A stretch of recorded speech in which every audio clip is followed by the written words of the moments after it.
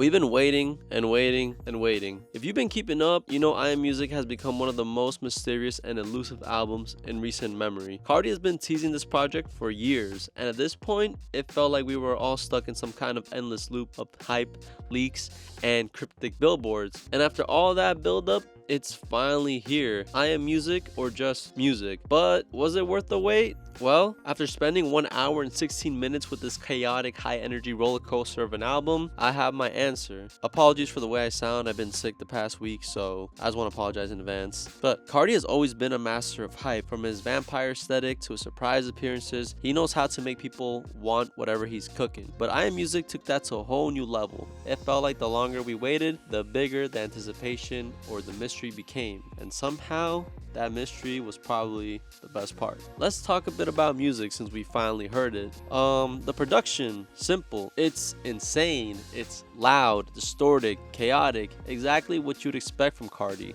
but somehow even more unhinged. The album wastes no time, diving straight in with Pop Out, an aggressive, bass-heavy opener that immediately sets a tone. If you're not a Carti fan, this is not the track that's gonna convert you. It's either one of those you'll hate it or you'll love it. Me, I wasn't exactly feeling it, so I hated it. The first half of the album is a blur of high energy beats and Carti's signature ad-libs, but the problem is a lot of it starts blending together. Tracks like Backdoor feels repetitive, and some of the features which should have been exciting sounds like they're phoning it in. Thankfully, I Am Music isn't all chaos. A few tracks genuinely stand out, and it's no coincidence that many of them involve features. Evil Jordan shifts the vibe in a darker, more atmospheric territory. It's haunting, and for once I could actually hear Carti clearly. Then we hit Good Credit, which brings in Kendrick Lamar for more than just ad-libs.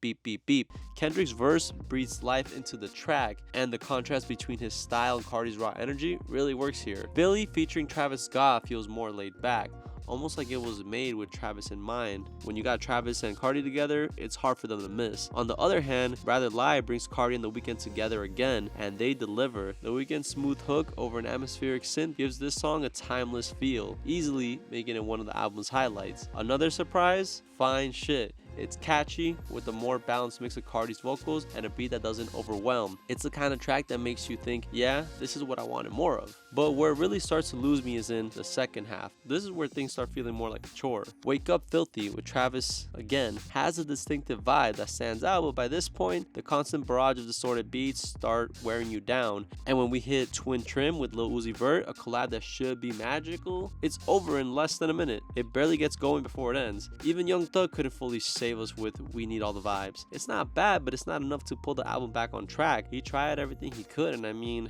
it's just... yeah. And let's talk about the elephant in the room. 30 tracks. Now, that's just too much. I don't care how long you want an album to be, it does not have to be 30 tracks. 15 at most or less. But 30? You're out of your mind. Even if half of them are short, it's still overwhelming. I get that Carti thrives on chaotic energy, but after a while, the distortion and ad-libs start blending together. It becomes less of an album and more of a test of endurance.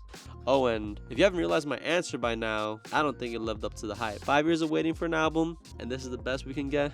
But let me touch on something that needs to be addressed real quick. There's a fine line between supporting an artist and then glazing them to the point of no return, where everything they drop is automatically considered a masterpiece. And look, I'm no hypocrite, or maybe it can be sometimes without realizing it. We're all human. I've said this multiple times, and those times I have meant it, but there is no way that this can be a masterpiece. I honestly think that a lot of the hype started as a joke, and somewhere along the way, people convinced themselves that it was serious, and here we are today. I understand the hype with some of his previous work, of course, but this album feels like it's relying more on the myth of Carti than the music itself. I even remember that one time Camila Cabello got a feature with Carti. That was just super random, and I was even like, what is this? And speaking of features, isn't Justin Bieber supposed to be on the album? Look, for anyone thinking I'm hating on Carti, relax a bit, okay? This is just my opinion on my first impressions of the music so far. Who knows? I might actually come to like the album with some time. I have no idea. And if I do, I'll be the first one to get on here and admit I was wrong. But for now, I'm sticking with my initial opinion. And also, it seems like this release has been going well for him since he's had 140 million streams on day one and the sales look pretty good. Plus, there's a big plus, another album might be on the way. Now,